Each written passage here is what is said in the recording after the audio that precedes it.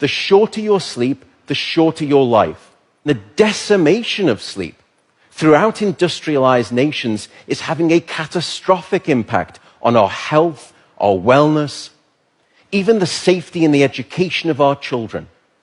It's a silent sleep loss epidemic, and it is fast becoming one of the greatest public health challenges that we face in the 21st century.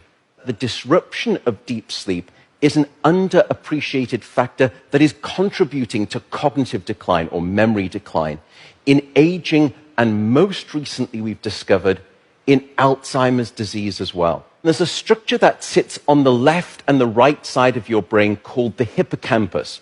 It's very good at receiving new memory files and then holding on to them. Yet in those people who are sleep deprived, we actually couldn't find any significant signal whatsoever. Without sleep, the memory circuits of the brain essentially become waterlogged, as it were, and you can't absorb new memories. We have since discovered that a lack of sleep will even erode the very fabric of biological life itself, your DNA genetic code. So here in this study, they took a group of healthy adults and they limited them to 6 hours of sleep a night for 1 week. And then they measured the change in their gene activity profile relative to when those same individuals were getting a full 8 hours of sleep a night. And there were two critical findings.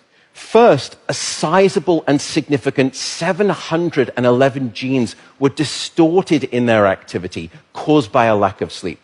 The second result was that about half of those genes were actually increased in their activity, genes associated with the promotion of tumors, genes associated with long-term chronic inflammation, and genes associated with stress, and as a consequence, cardiovascular disease.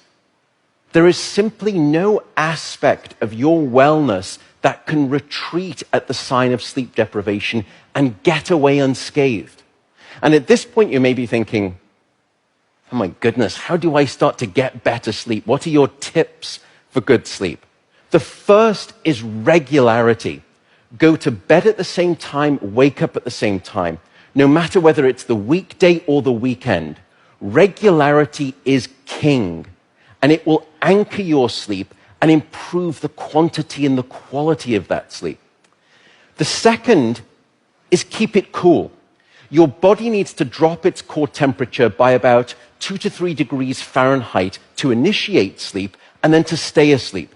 And it's the reason you will always find it easier to fall asleep in a room that's too cold than too hot. So aim for a bedroom temperature of around 65 degrees or about 18 degrees Celsius. That's going to be optimal for the sleep of most people.